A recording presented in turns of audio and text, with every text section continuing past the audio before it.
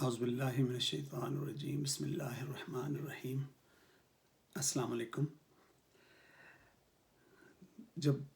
اسلام کے واقعات کی بات چل پڑی تھی، جو وہاں پہ سچے واقعات رونما ہوتے تھے اور ہوئے تھے، تو میں چاہ رہا تھا کہ وہ میں آپ سے بھی شیئر ساتھ کرتا چلوں۔ بہت سارے لوگوں کو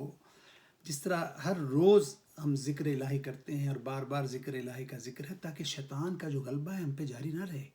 کیونکہ شیطان کا غلبہ ہر وقت جاری رہتا ہے اور وہ ہمیں اللہ اور اللہ کی یاد سے دور رکھتا ہے۔ اور ہمارے جو رسول پاک اور ان کے ساتھیوں کی جو باتیں ہیں وہ ایمان افروز ہیں، ہمارے ایمان کو تازہ دم رکھنے کے لیے ہوتی ہیں، تاکہ شیطان کے غلبے سے بچے رہیں۔ اور یہ واقعات زندہ جاوید واقعات، یہ معجزات جو ہیں، میرے اور آپ کے لیے رستہ دکھانے کے لیے ہیں، راہ دکھانے کے لیے، سیدھی راہ، اور تاکہ ہمارے بچوں کو، آنے والی نسل کو بھی اسی طرح یہ باتیں کنوے ہوتی رہیں۔ تو میں آج آپ کو اپنے ساتھ لیے چلتا ہوں حضرت علی کے اس واقعے میں کہ حضرت مولا علی کا بڑا مقام ہے۔ مقام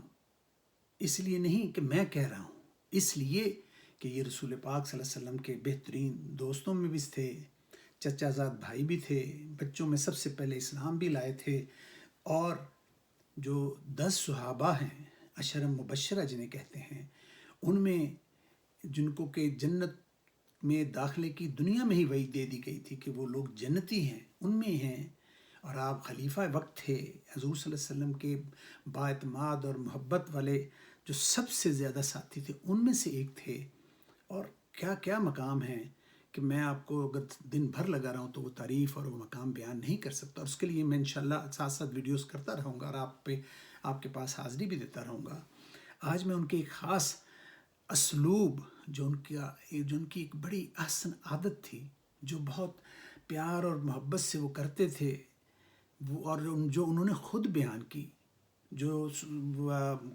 ہمارے پاس کتابوں کے ذریعے، لوگوں کے ذریعے سینہ بسینہ جیسے واقعات چلتے آتے ہیں، قوموں کے اور لوگوں کے اور خاندانوں کے،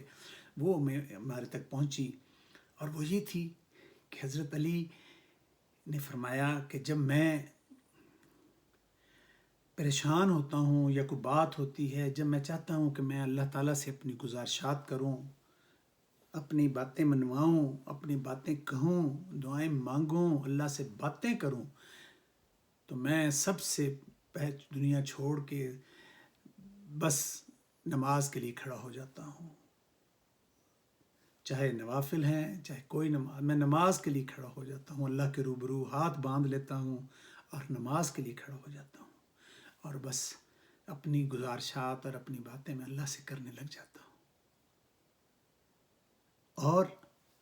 جب میں چاہتا ہوں کہ میں دیکھوں کہ اللہ مجھ سے باتیں کرے،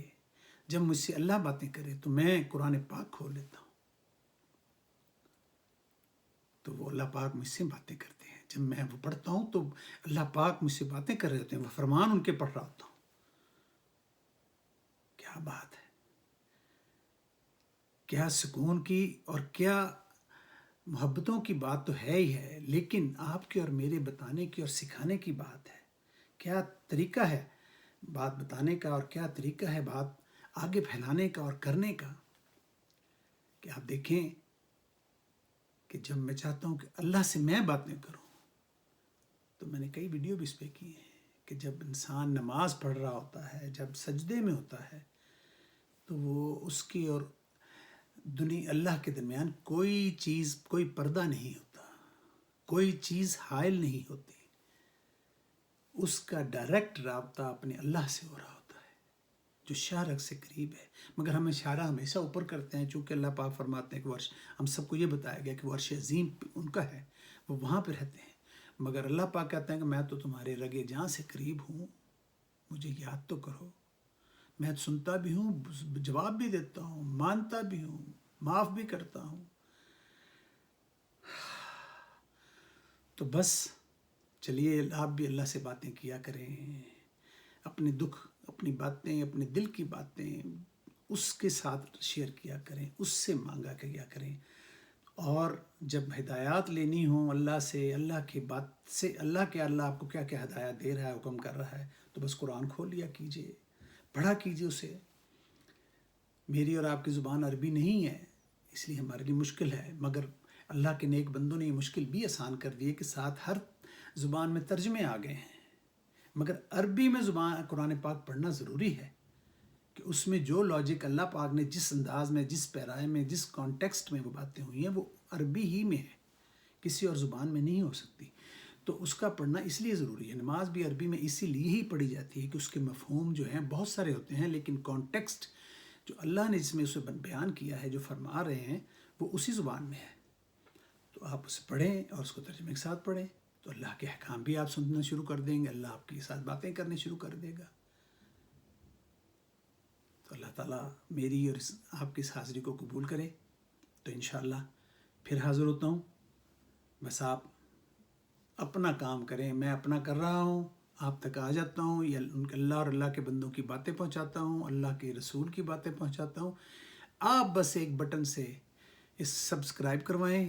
آگے شیئر کریں اور اپنا حصہ ڈالتے جائیں، اور اللہ سے اپنی دعائیں منواتے جائیں، اپنی باتیں منواتے جائیں،